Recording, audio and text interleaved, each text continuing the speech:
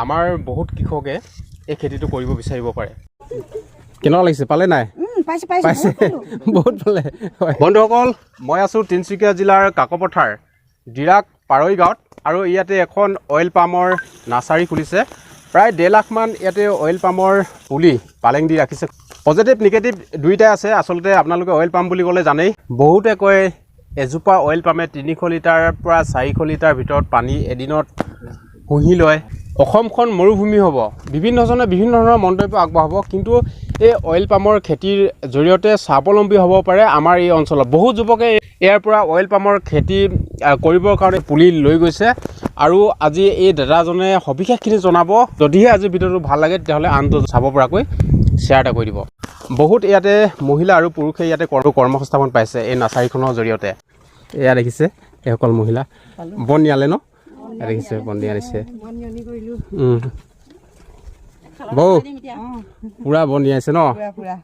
কিমান দিন হ'ল আপোনালোকে ইয়াতে কৰ্ম কৰি থকা? আমি আজি 10 মাহে হ'ল। 10 মাহ হৈ গ'ল। হয়, কেনেকুৱা লাগিছে ইয়াত কাম কৰি? ভালে লাগিছে। হয়, ইয়াৰ পৰা আমাৰ কৃষকসকল কেনেদৰে স্বাৱলম্বী হ'ব এই খেতিটো কৰি অকণমান আপোনালোকক জনাবৰ কাৰণে চেষ্টা কৰিম। কোনো খেতিত ইমান টকা আপোনালোকে লাভৱান হ'ব নোৱাৰে। আপোনালোকে যদিহে এই অইল পামৰ খেতি কৰিম বুলি ভাবিছে, তেতিয়াহ'লে আপোনালোকে একদম বিনামূলীয়াভাৱে ইয়াৰ পৰা পুলি নি আপোনালোকে এই খেতিটো কৰিব পাৰে, আৰু এই খেতিটোৰ জৰিয়তে আপোনালোকে স্বাৱলম্বী হ'ব পাৰে। কিয়নো 1 হেক্টৰ মাটিত আপোনালোকে 1 বছৰত কিমান টকা পাব আপোনালোকে এই দাদাই জনাই দিব। 1 হেক্টৰ মাটিত 1 বছৰত আপোনালোকে 1 হেক্টৰ মাটিত আমাৰ নৰ্থ ইষ্টত বৰ্তমান 1 হেক্টৰ মাটিত 2.5 লাখৰ পৰা 3 লাখ টকা মন্থলি ইনকামৰ এইটো এটা মানে মাহেকীয়া চিষ্টেমত মানে আপোনালোকে প্ৰফিট পাব। কিমান মান আপোনালোকৰ নাৰ্চাৰীখনত পুলি আপোনালোকে ইয়াত কমচে কম আমাৰ বৰ্তমান পুলি আমাৰ বাহিৰত লাগে। প্ৰাইমেৰী নাৰ্চাৰী বা ছেকেণ্ডেৰী নাৰ্চাৰীত প্ৰায় 1.5 লাখমান পুলি আমি উলিয়াই থৈছোঁ এই ৰাইজৰভাৱে। এইখিনি মানে ৰেডি হৈ আছে, পুলি ৰেডি হৈছে। আমি শুনিছোঁ আপোনালোকৰ এই যিটো অইল পামৰ খেতি, আপোনালোকৰ যিখিনি ইয়াতে পুলি আপোনালোকে বোলে ফ্ৰীতে দিব, এই বিষয়ে আপুনি অকণমান ক'বচোন। তাৰমানে ইয়াত এটা আমাৰ ছিষ্টেম আছে।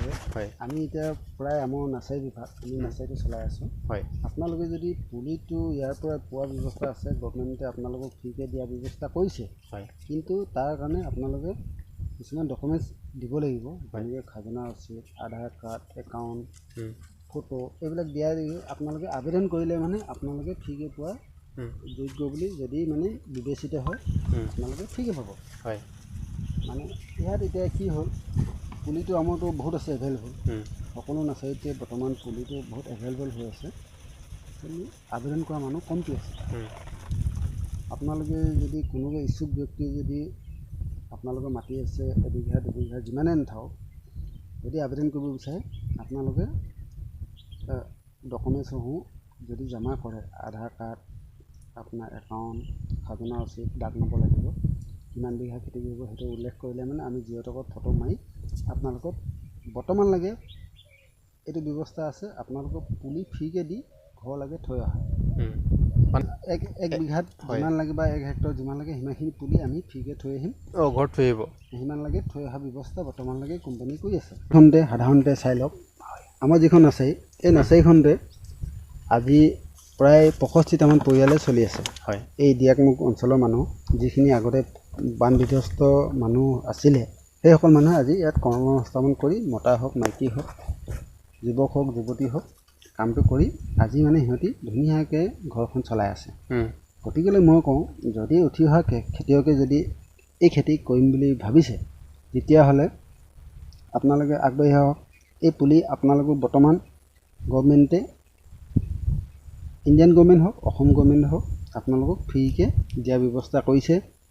আৰু আপোনাক ফ্ৰী মানে ইমান লাগে, ফ্ৰী আপোনাক ঘৰলৈকে থৈ আহিব, মানে পুলিখিনি ঘৰলৈকে থৈ আহিবগৈ। পুলিখিনি ঘৰলৈকে থৈ আহিব, ৰোৱাৰ ব্যৱস্থা নিজে কৰিব। হয়, আপোনাৰ সেই পইচাও আকৌ 1 মাহৰ পাছতে আপোনাক পে'মেণ্ট দিব।